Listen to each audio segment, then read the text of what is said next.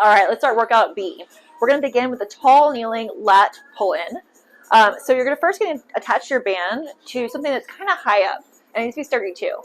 So if you have a pull-up bar, even a dory pull-up bar, this is a great time to use it. So you're going to attach your band to your object. If you have a different kind of band, you might have to attach it a different way. It's fine, as long as you got one there, that's good. All right, I'm adjust my camera angle now, so you can see where it's attached. And now we're going to be working down here on the mat. So you also want your workout mat close to you. You're going to grab onto the band. The higher up on the band that you grab, the tighter it will be, and therefore the more tension it will have, the more resistance. The lower down you grab, the lighter it will be. So adjust based on your personal needs. The nice thing with bands is you can actually adjust mid-exercise, which is great. So, all right, so you're in a tall kneeling stance. If you recall from your warm-up, it's just knees below your hips, and making sure you have a good line here from shoulder all the way down to the knees, and your abs are engaged. You want to make sure you get a stretch here in your shoulder. Your wrist is in line with the rest of your arm here, and then you're going to pull elbow down towards your hip. Exhale as you do so. Inhale, reach it back out, get a stretch here. Exhale, pull it down. All the way. You can do 12 to 15 on each side. So when you finish 12 or 15, you'll turn it around. Same thing. You can do whatever you want with the other hand. Be on your abs, behind your back, on your hip, wherever you want to do. Making sure that movement is coming from the shoulder, all right, and not from your torso. That part staying stable. Again, that's that sneaky core we talked about. Next up in your strength works are squats. There are lots of variations here that you can choose from. If you want to, you can go body weight only with your squats. You can use a band, or if you happen to have some weights around, such as a kettlebell or dumbbells, you can use those as well. So, regardless of your variation, you're going to take a squat stance, which we talked about that a lot. It's about shoulder width apart with toes pointed out. Heels are going to stay down. If you're using the band, you're going to stand on it in that stance. By the way, I assume that you're using bands because it's the holidays, you might be traveling. But if you do have weights, I recommend that. So, all right, come down, get the band over your shoulders, sit up nice and tall, and squat down. Try to not let the band push you too far forward. Try to keep that chest up as you squat. Knees stay over the toes, back stays flat. Okay, it's going to have a little bit more of a forward lean with the band version than other versions. If you don't have a band, you can go body weight only. Going down as low as you can. If you can get your hips down below your knees, that's great. If you can't, that's okay too. Keep the heels down. And again, if you have a weight available, you can always add that.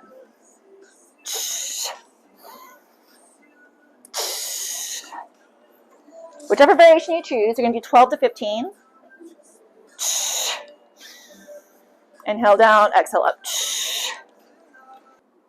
Okay, next you're going to do some jackknife push-ups.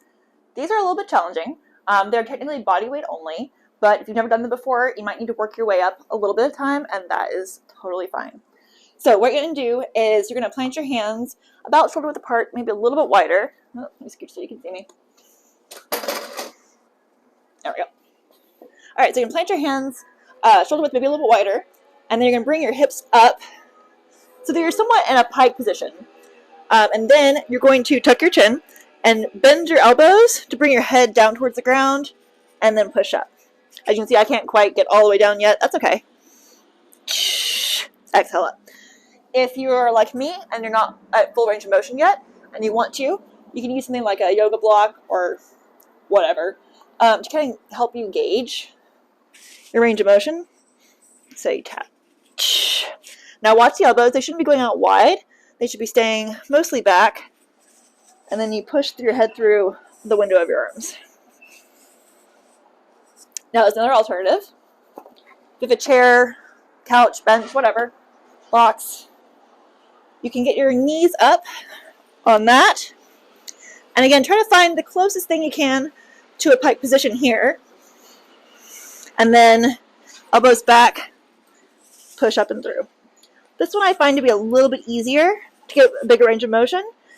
So if you struggle with the one on the ground, you may want to give that a try. Okay, next up is a hollow hold. I'm going to show you the first variation as well as a few more advanced versions.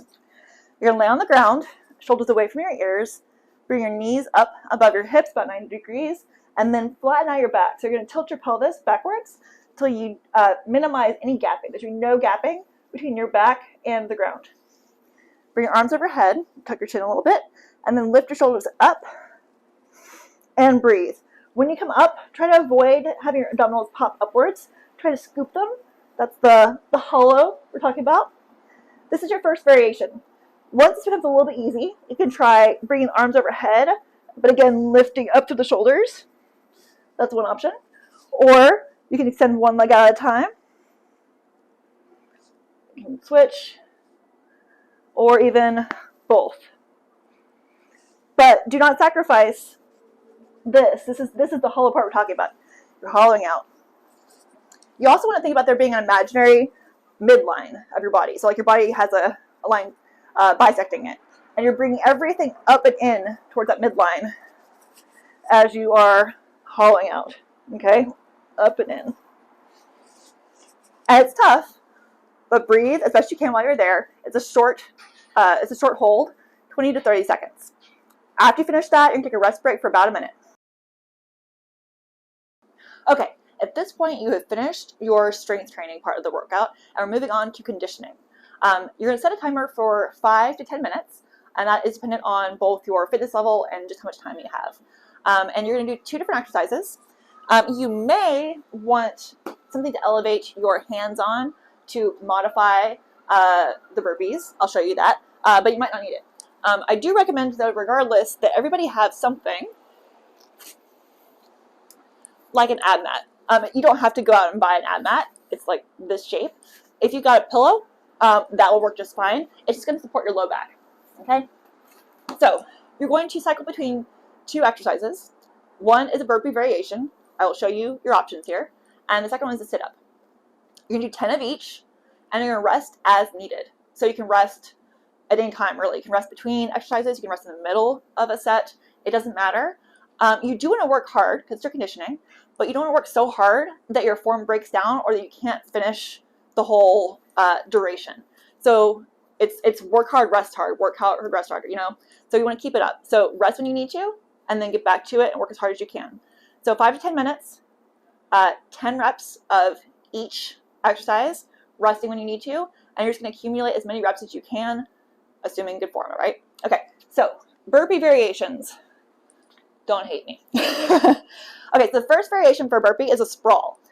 This is where your hands are going to go down to the ground. You're going to jump back to a tall plank, jump forward, stand up. Okay, that's the first variation.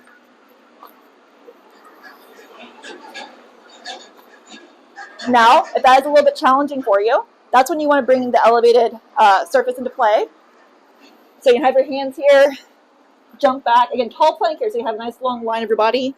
Jump forward, stand. Or you can step back. Also an option. Stand. All right. Stepping back is also an option with the ground variation. So those are your sprawl options. From the ground or elevated, jump or step. Okay. Now you can do a no push-up burpee, which is a burpee, more advanced variation, but without a push-up at the bottom. So you're going to jump into the sprawl and then jump high at the top. So vertical jump at the end. All right, that's a no push-up burpee. And your final option is a full-on burpee, which I don't really recommend unless you have done these before. But it's where you drop all the way to the ground, all the way back up, and jump. All the way down, all the way back up, and jump. All right, so you have options there. Feel free to choose which one works best for you. Whew. All right, that's a conditioning right there, feeling it. Okay, then you'll get an ab mat, or your pillow, or a bunched up hoodie, or towel, or whatever. And you're gonna place it underneath your low back, like so. Arms are gonna go overhead. You can either dig your heels into the ground like this, or bring your feet flat together, whatever you want to do. Big inhale. Exhale as you bring it up and overhead. Full range of motion here. So shoulders over your hips and back down. Notice it's not a strict sit-up. You are using momentum here. It's more about cardio than it is about your abdominals. However, the ab mat helps make sure that you recruit the abdominals. That's why it's good. All right, so 10 burpee variations of your choice, 10 sit-ups, rest when you need to. Keep going for the duration of your timer, between 5 to 10 minutes, and then move on to your cool down.